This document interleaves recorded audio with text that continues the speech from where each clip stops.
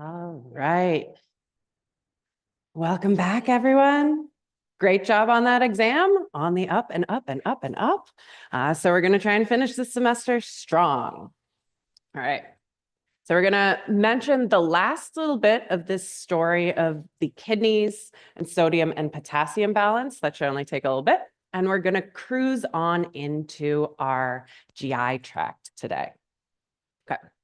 So a reminder of where we left things, kind of feeling a long time ago now. We had been talking about the kidneys and how they regulate water balance first, and then sodium and potassium balance. And we'd really gone through the sodium side of this for the most part.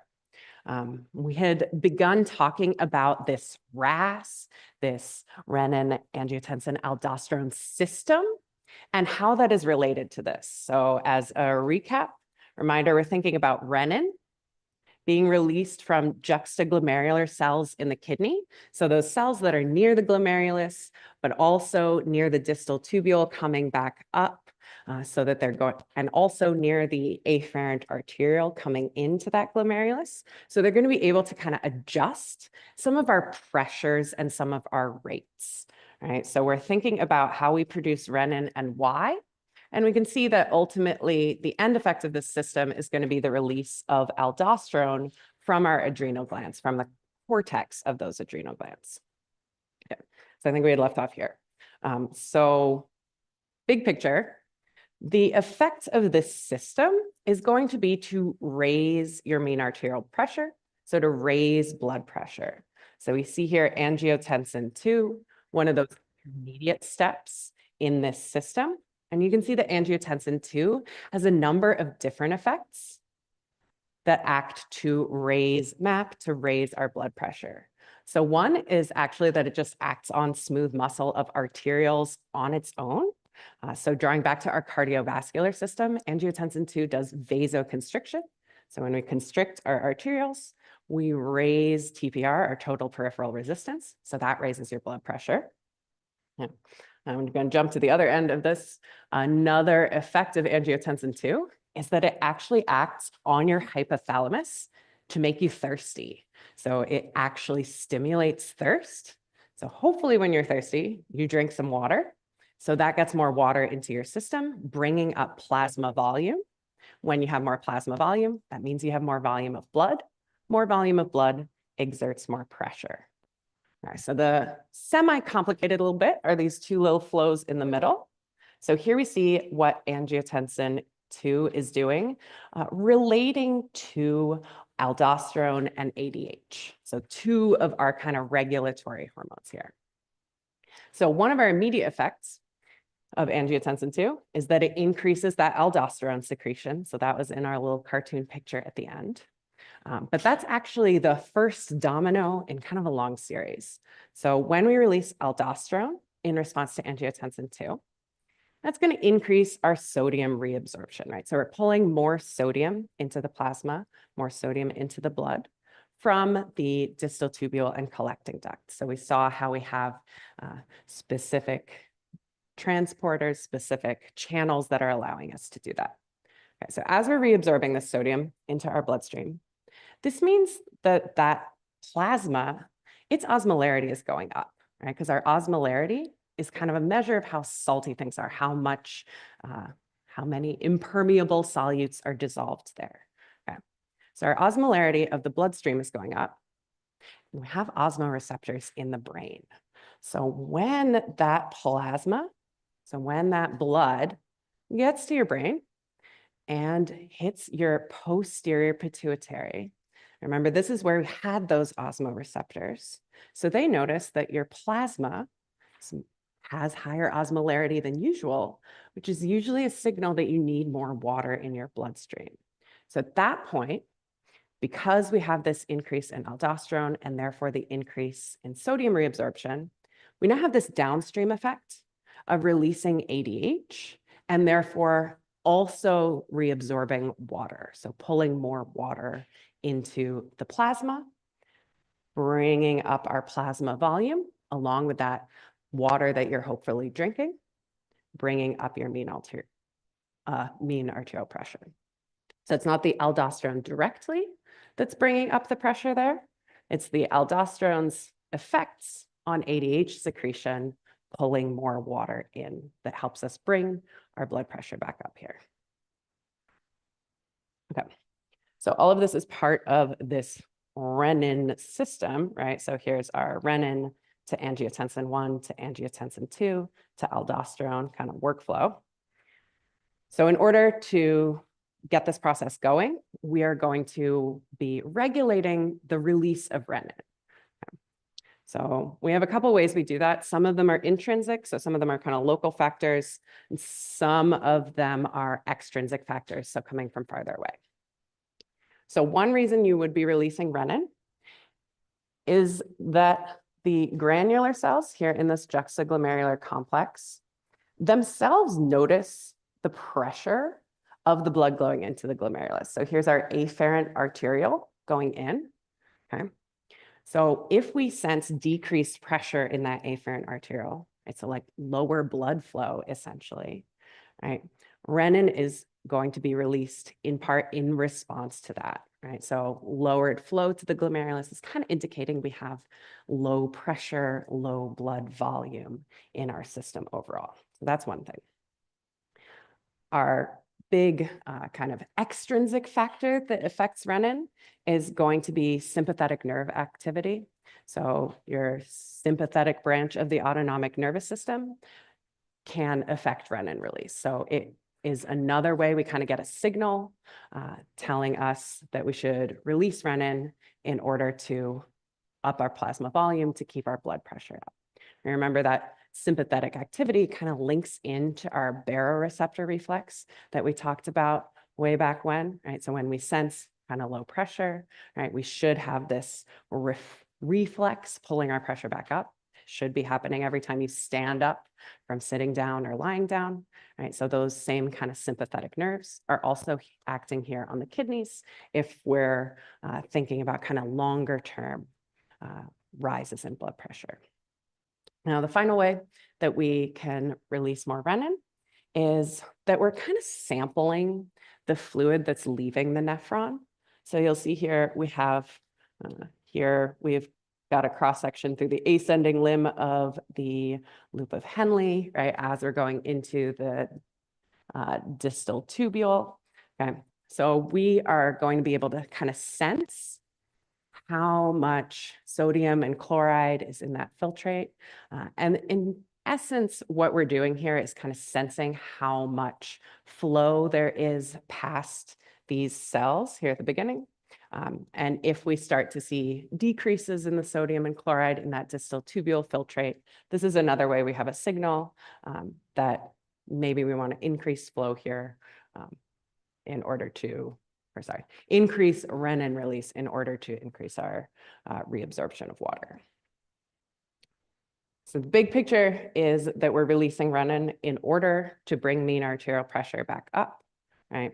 So we're dealing with some kind of low blood pressure or likely low blood volume, right? The kidneys are for more long-term regulation here, right? So we're trying to bring that pressure back up by increasing really just the amount of liquid in your blood, right? So our signal for releasing renin are all sorts of ways of sensing this drop in mean arterial pressure, right? So a drop in mean arterial pressure directly means we're going to have low pressure in that afferent arteriole going into the glomerulus.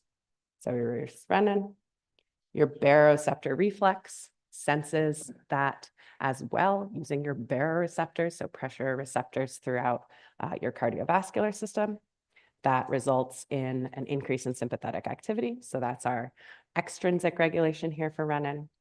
And here we see kind of how we step through to the last bit of regulation where we're sensing the contents of our distal tubules.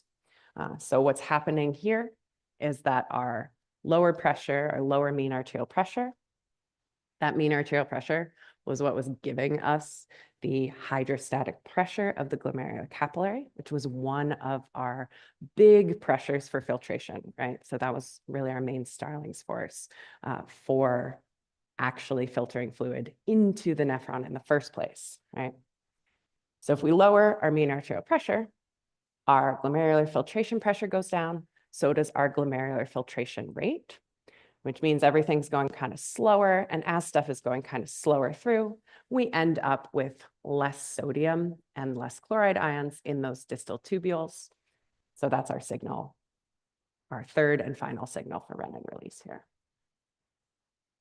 Okay. So that's the end of our renin story. That's the end of our raising blood pressure story here for now. So our last thing we're going to talk about before we get to our potassium, which will come back to aldosterone again, is A&P, atrial natriuretic peptide.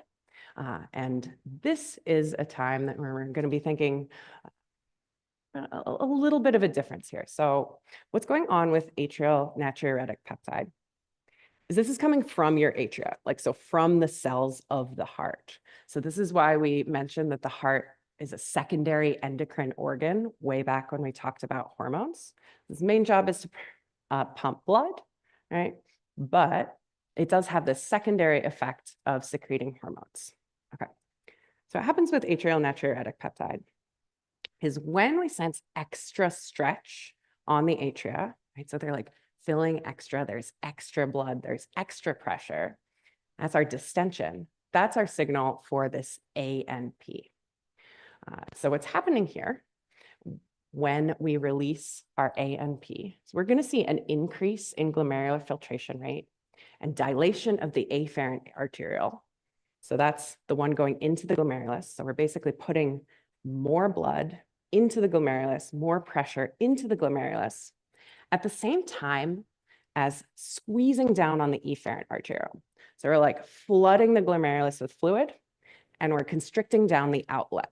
Right? So we're forcing extra fluid to get filtered out through the nephron, right? Putting lots of plasma in, stopping it from leaving the kidney. So it's in essence forcing that into your urinary system.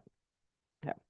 So the overall effect is actually ultimately also going to have some effect on blood pressure as we move more fluid through our nephron, through our kidney. But our immediate effect is that we're also going to be at the same time changing our sodium reabsorption. So the effect on sodium is that our sodium reabsorption goes down because we are going to close some sodium channels in the apical membrane in those distal parts of the nephron. So you're going to end up increasing your sodium excretion. So you're going to be urinating out extra sodium because we're not going to be reabsorbing it. Okay. And here is how it links into some of our other systems that we've been talking about. Okay. So what we'd be sensing here would be an increase in plasma volume. So we're sensing that extra stretch on the heart, which may be related potentially to extra mean arterial pressure as well. We feel those walls stretching, we secrete this atrial natriuretic peptide. So we are going to use our regulation of the blood flow into the glomerulus and the blood flow out of the glomerulus to crank up our glomerular filtration rate. So put lots of fluid in, constrict that outflow. So we're going to increase how much sodium we excrete because at the same time, we're closing a bunch of our sodium channels in the distal parts of the nephron so that we get rid of it. And we can see that this is going to be related to lowered renin secretion and lowered aldosterone. So like the opposite effect of what we were just looking at with the renin system. So this would be a way you could bring blood pressure back down. You could bring mean arterial pressure back down because like we were seeing in that previous flow chart with renin's ultimate effects on mean arterial pressure. I'm going to flip us back real quick. What we're looking at. All right. So if we end up decreasing our renin release and decreasing aldosterone secretion, ultimately we're going to be turning off all of these same signals and having the opposite effect on our mean arterial pressure. Okay. Really, what I want you to know about this is just that it exists, that atrial natriuretic peptide exists, that it also regulates sodium, that it regulates blood pressure a little bit, and get a sense of this idea of sometimes there can be a bit of competition between what's going on in the heart and what's going on in the kidneys. So depending on what system you're having problems with, we're not going to go into like lungs versus kidneys like we did with our pH balance, but as you move on in your future careers, you may be thinking about, okay, what will this medication do to the kidneys, but also what might it do to the heart? Right. So this is how we end up with that kind of link between those two systems. Okay. So our final little bit is we're going to mention potassium balance. Potassium is another ion that we are regulating. There are, like with everything else, words for having high potassium levels and low potassium levels. So hyperkalemia. So notice that K in the middle. Potassium is our K plus ion, right? So hyperkalemia is high potassium in your plasma. So lots of potassium in your blood. Hypokalemia is the opposite, low levels of potassium. Potassium is necessary for your excitable cells. By excitable cells, we mean nerves, we mean muscles, right? We've seen how that interplay between sodium and potassium and sometimes calcium was really important for our action potentials in neurons, as well as getting our muscles going and exciting those cells to create contraction. Okay, so potassium is important, like sodium is important. We're going to zip through what's happening with the potassium in the kidney. So as we're traveling through the nephron, first we're coming in with the plasma into the glomerulus, into those capillaries. Okay. So potassium is going to get freely filtered into the nephron, just like pretty much everything does that's not a protein. Okay. So it's going right into Bowman's space, into Bowman's capsule at the beginning of our nephron. In the proximal tubules, that's our bulk reabsorption area, our bulk reabsorber. So it's going to get reabsorbed like we saw with other ions when it's traveling through the proximal tubules. It's going to go through the loop of Henle. We saw that it has some association with setting up that medullary osmotic gradient. But once we've got that set up, we don't really need to think about its effect on potassium anymore. So the next place we're going to come back is the distal tubule and the collecting duct. So as we're getting ready to leave the nephron, we make our final adjustments. So in the distal tubules and the collecting duct, we may reabsorb potassium, but we may also secrete potassium. Okay? So we might be pulling it back into the bloodstream, but we might also be putting additional potassium back into that filtrate as it becomes urine. So that last part is really regulated. So we have potassium secretion at the end of the nephron that's responding to hormones, particularly to aldosterone. Big picture, the easy way to think about it is that whatever aldosterone is doing to sodium, it's doing the opposite thing to potassium, because we remember that those gradients in general run in opposite directions. So potassium, like sodium, adds to osmolarity, so it can stimulate our aldosterone release when we sense it from that posterior pituitary. Okay. So we're going to release aldosterone. Here we see what happens in the proximal tubule. All we really want to know about this is that we reabsorb our potassium. So it goes from our tubule into our peritubular fluid and ultimately into our blood. Some of that is happening crossing the apical membrane and then the basolateral membrane. Some of that is happening in this sort of paracellular transport, so going kind of sneaking between the cells. Okay. Here's what's happening in the late distal tubule and the collecting duct. So some of the secretion that's happening here is because of the action of sodium potassium pumps on the basolateral membrane. All right, so we're pumping sodium out of our principal cells, right? So we're pumping it towards the bloodstream into that paracellular fluid because we're creating a nice low concentration of sodium inside these cells that powers the movement of a bunch of other things. But because it's a sodium potassium pump, that means we're also building up a high concentration of potassium inside the cell. So once we have this high concentration of potassium inside the cell, if we open up a channel in the apical membrane for potassium, this means our potassium is going to flow from the inside of the cell out to the tubular fluid. So that's the secretion bit, right? So we've gone from other parts of the body, other parts of the bloodstream. We pumped potassium into the cell, and now it's coming into our tubular fluid kind of at the end of our system as we're about to excrete this stuff as urine. So that's the secretion part here. So here's the same picture we saw for aldosterone when we were talking about sodium, but we're going to notice the effects on potassium here, right? So remember, aldosterone comes through our plasma. We have cytosolic receptors for it, so it can cross plasma membranes on its own, but we do have a receptor that senses it in the distal tubule and the collecting duct. All right, so one thing it's doing is increasing our activity of sodium-potassium pumps on the basolateral membrane. All right, so we were focusing there on that sodium movement towards the plasma.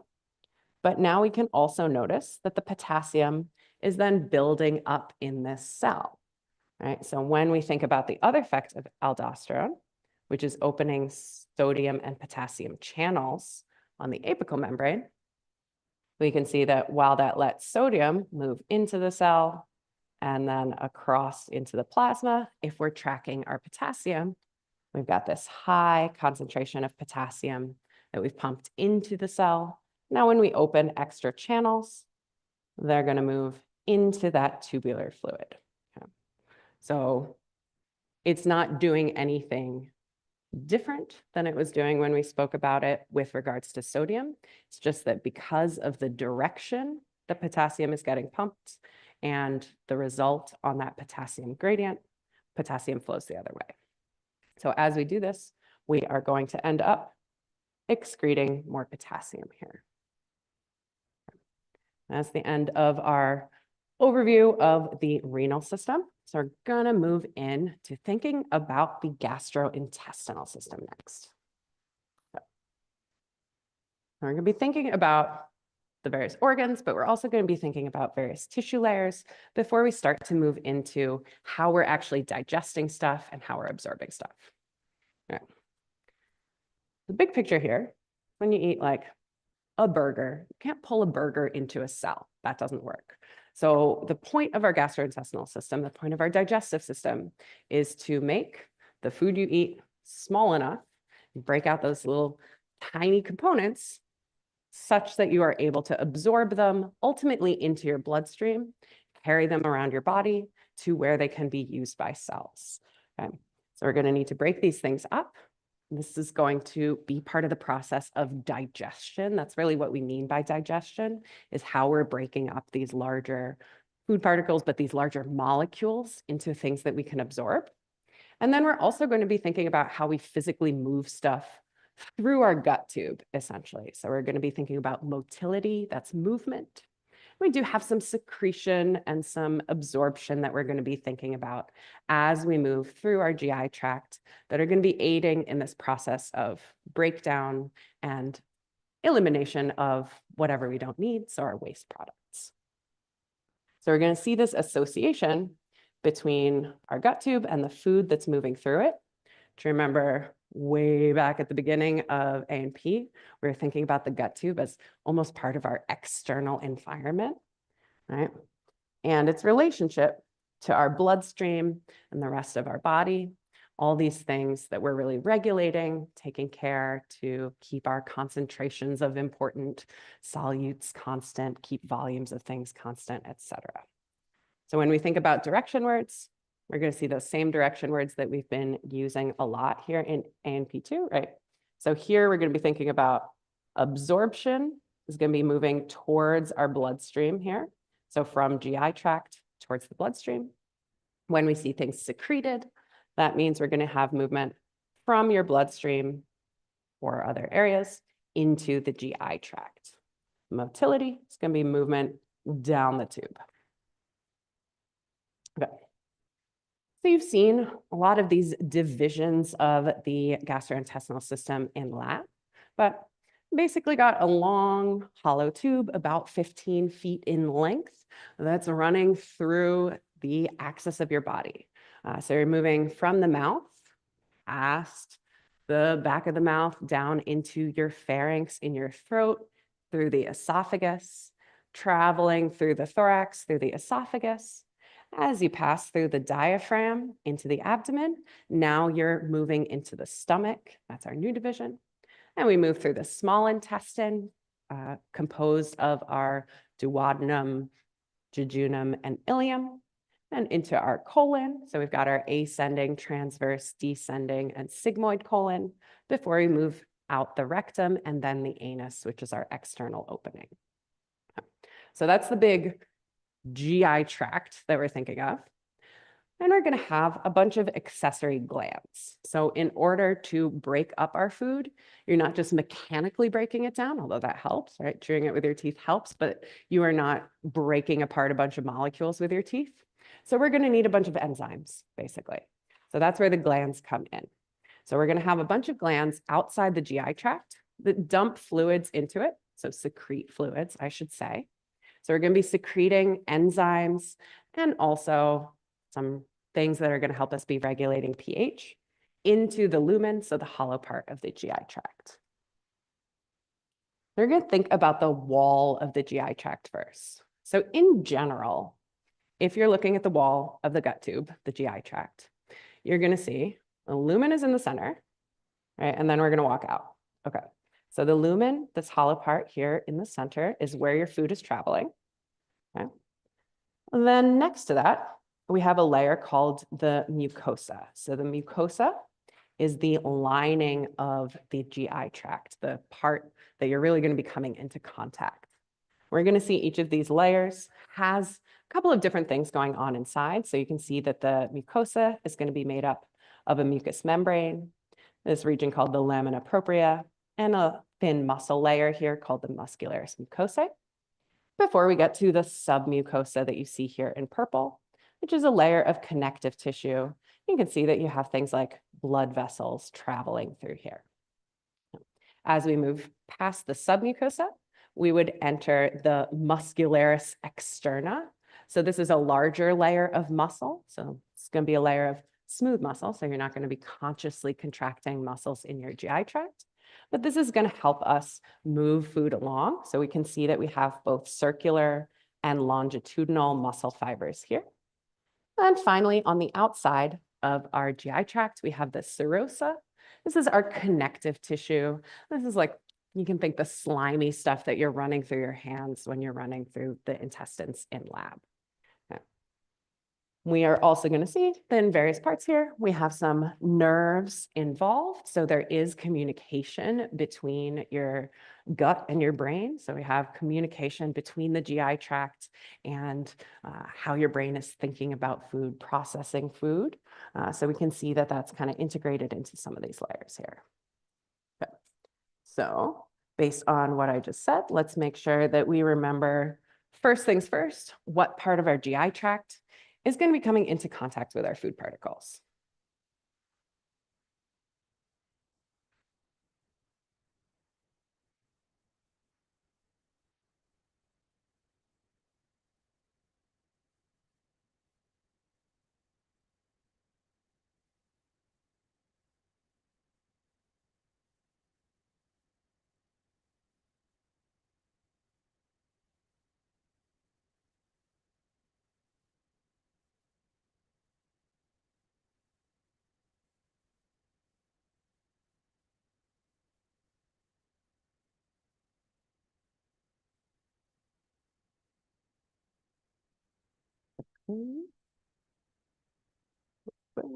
Okay, the mucosa was our first layer. So think like mucous membranes that you can feel in like your mouth, right? They're not exactly the same, but that's the kind of situation that you have inside your gut tube as well. Okay.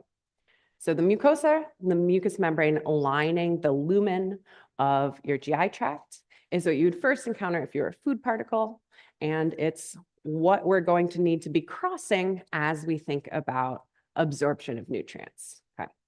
So if we were thinking about this mucosa layer, we're going to be thinking about the importance of making sure that not everything you eat is going to get into your bloodstream, right? You may be eating pathogens, you're eating weird bacteria, right? Like we're going to want to regulate what you actually pull into your body.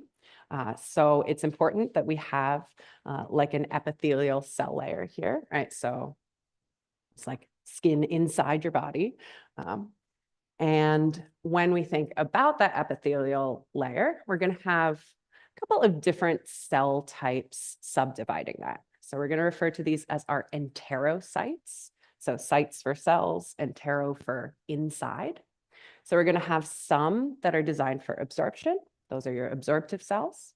We're going to have some that are designed really for, let's say, enzymatic function, but we'll get back to it. So exocrine cells. We're going to have cells that are involved in signaling to the rest of your body. So endocrine cells in this mucosal layer as well. So those would be sending like hormones to your bloodstream. So we've got our epithelial lining, we've got those enterocytes, and then we have this little connective tissue bit just in yellow. That's our lamina propria. We can think of it as sticking us to this first thin little layer of smooth muscle, the muscularis mucosae. So when we think about that lamina propria, we might have within this connective tissue layer some small blood vessels, some small lymphatic vessels, a little bit of nerve tissue here as well. And when we think about the lymph, in addition to having lymphatic vessels that act kind of like veins, but not for blood, we're going to have some more nameable, discrete lymphoid tissue. So we're going to have some lymph nodules. So those are going to be almost like lymph nodes. You're going to have some patches of a type of lymph tissue called Peyer's patches in this region as well. So we're doing some immune function in our gut, which is great because this is one of the ways that pathogens might be entering your body. Moving to that third bit of this mucosal layer, we have our muscularis mucosae, that thin layer of smooth muscle. It's got some longitudinal fibers, so lengthwise. It's got some circular fibers, so going around in a circle around the tube. And the main role of this thin layer of muscle in the mucosa is going to be to help us mix our food around, basically. So that's what we mean by mixing luminal contents. We mean that you don't want all your food moving just in a straight line through your gut tube. You want to give everything a chance to touch the walls of the GI tract because you want to absorb as much nutrition as possible. And if you just send a particle straight down the middle of the tube, it never touches a cell, you're never going to absorb it. So we have some mixing going on. So this muscularis mucosae, this thin layer of smooth muscle, is helping us with that. So a question about a type of cell that we would see here in the mucosal layer of our GI tract. So specifically asking about where you'd find those absorptive cells. Oops, I guess I didn't put a quick answer. That is the answer, the enterocytes. Sorry. Okay, we'll come back and do some review on those later on. Okay. So all of those things we just talked about, right? The mucous membrane itself made up of those three types of enterocytes in the epithelial layer, the connective tissue in the lamina propria, as well as that thin layer of smooth muscle. Those were all part of the mucosa. And now we're into the submucosa. So this is our next kind of like big bucket. This is a thicker layer of connective tissue. So that's that bit there in purple or blue or whatever color that is. We want to think about it as being distensible, meaning it can deform, right? Like you can stretch it out, you can change the shape of your gut tube, of your GI tract, which is good because you eat things of different sizes and different amounts. And it's also elastic. So once you stretch it out, it does also bounce back, right? So we have the ability to move in part because we can change the shape and size of that hollow area inside the GI tract. We're going to have larger blood vessels and lymphatic vessels here inside our submucosal layer. Okay. So we had some little small ones in the mucosa. Now we got bigger ones that we can see a little better. We're also going to have a plexus here. So your enteric nervous system is the kind of intrinsic embedded nervous system that you have in the GI tract. And part of it, half of it, is here in the submucosa.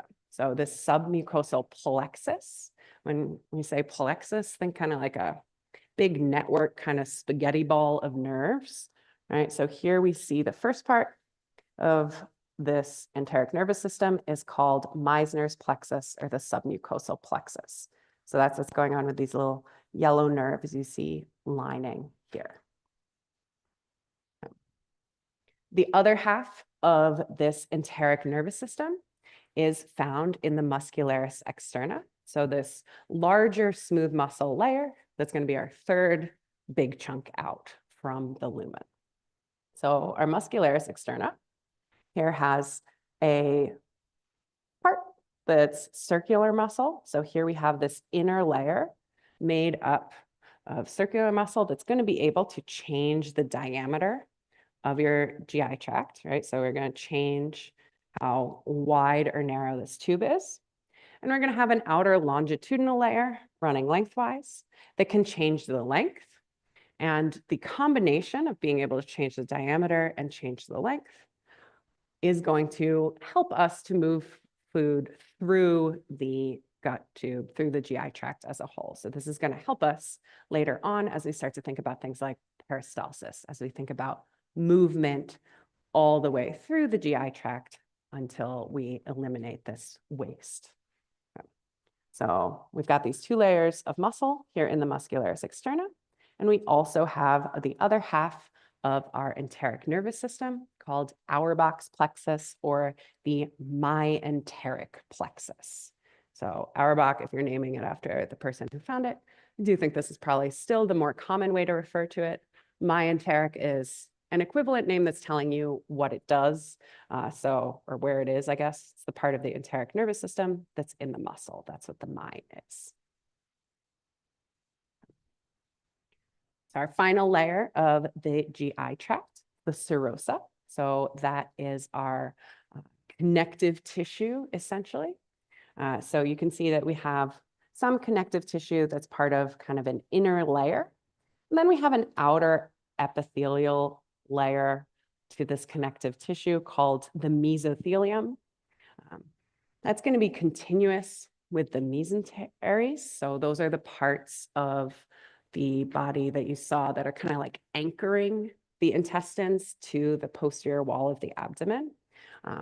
And the point of this outer layer is in part to allow your intestines to slip past each other, but not get totally tangled into knots, right? So when we think about the serosa, we're going to be thinking about it as being little layered in fluid, right? So a little bit slimy there, connecting the intestines with some support to the body wall, but not so much support that we're not able to adjust to different abdominal contents, moving through different regions. All right. So another question about parts of the walls of the GI tract. So where was it that we saw that enteric nervous system located?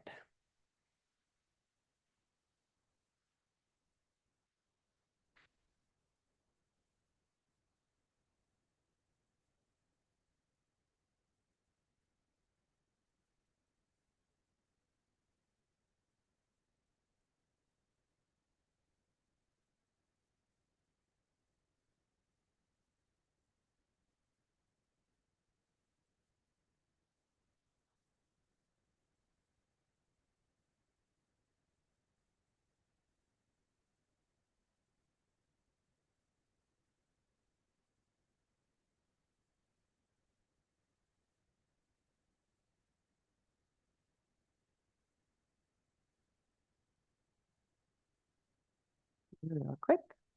Okay. Yeah, so it's in the two middle layers. So the submucosa and the muscularis externa are two middle layers. There we're going to see the Meissner's plexus and Auerbach's plexus together composing the enteric nervous system. The mucosa was the inner layer that's touching our food, essentially, and the serosa is the outer layer that's allowing the intestines to basically slip past each other. Okay. So that's if we took a cross-section through a generic region of your GI tract, not being very specific as to exactly whether we're in the small intestine or the colon or wherever. Now we're going to think about lengthwise moving through the GI tract. Okay. So you're going to start in the mouth as you're eating something, right? So we're going to start digesting with actually chewing our food, the formal word for which is mastication. So we're chewing our food, masticating that food. And as we're doing that, we're secreting saliva. So secreting, moving from other parts of the body into our tube. Your mouth is actually part of your tube. It's the first part. That saliva is going to be acting as a lubricant in part, right? So allowing your food to slip down your throat easily, right? Instead of getting all frictiony and getting kind of caught places. So that's one part of what your saliva is doing for you. The other part is we're actually starting the kind of chemical digestion process as well. So in the saliva, the main enzyme that we're interested in is something called salivary amylase. So amylase, so ACE, that ending, tells you that this is an enzyme. Amylose is a type of sugar, although we're going to be digesting multiple types of carbohydrates here. If you've ever noticed that if you like hold a cracker or something in your mouth for a really long time, sometimes it starts to taste sweet.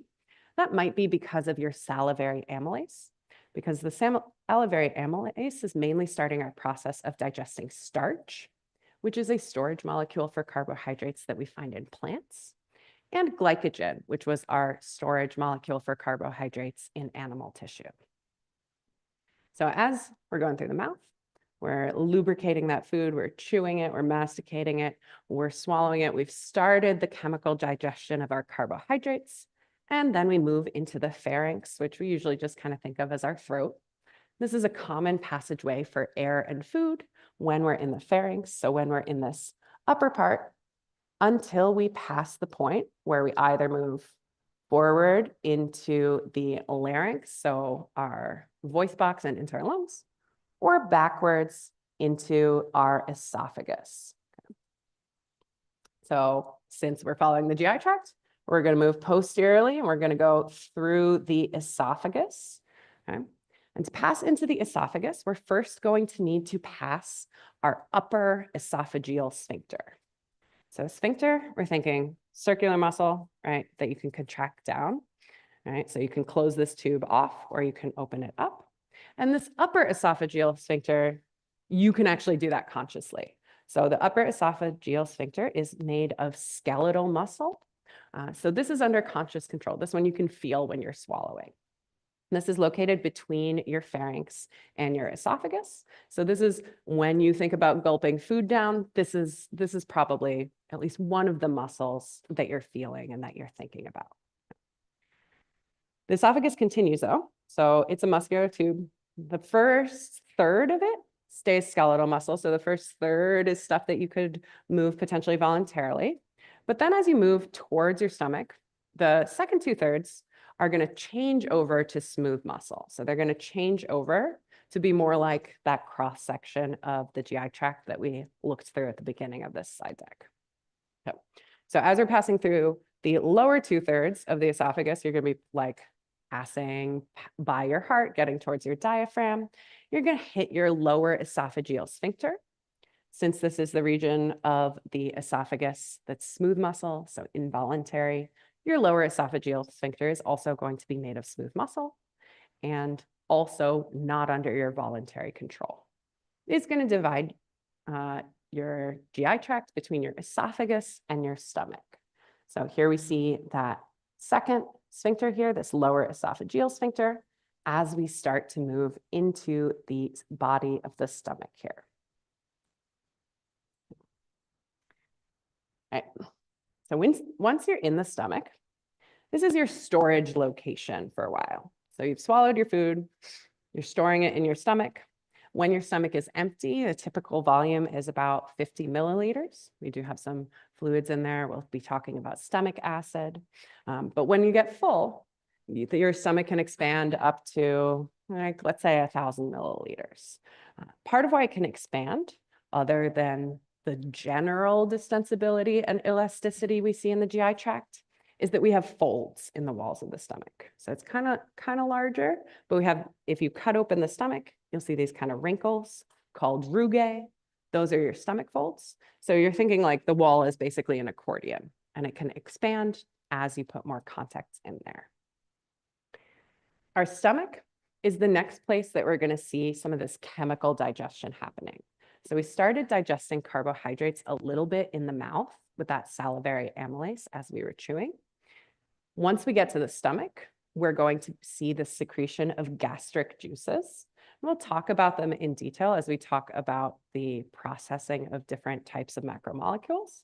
But when we think about gastric juices, you're thinking like stomach acid is one of the big things here. So we're going to be processing more types of macromolecules as we move to the stomach and breaking things up much more significantly than we were with the salivary amylase.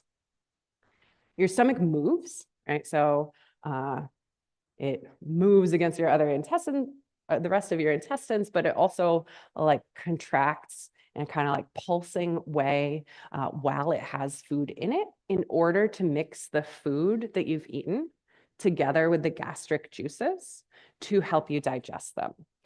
So as it's contracting and mixing your food up with this gastric juice, we're going to start to call this new kind of smoothie you've made in your stomach chyme. Okay. So your food mixed with the gastric juice is chyme. So now we've got this kind of liquid slurry that involves some food, involves some of the chemicals that we're going to need in order to chemically digest our food. We're going to pass that chyme into the duodenum through the pylorus. So here we see our stomach has parts. So here we have a fundus. There's also a cardia. We have the body of the stomach, the antrum of the stomach. Here's the pyloric region with the pyloric sphincter as we pass into the small intestine slowly here. So we're kind of letting little bits of chyme in bit by bit into our small intestine from the stomach. So when we think about the lining of the stomach, we need to think about that gastric juice that is a component of our chyme, right? So that gastric juice that we're mixing up with our food. So we're going to spend a little bit of time thinking about specifically what's happening in the wall of the stomach, kind of on a cellular level. So we're going to see that we have gastric pits in the stomach wall that are lined with a variety of different types of cells and lead to our gastric glands. So this is where we're going to start to see a lot of sort of precursors to enzymes, specifically one really important one, as well as starting out the acidification of the contents of our stomach. So this is where we'll pick up next time with our gastric pits and what's going on here in the stomach.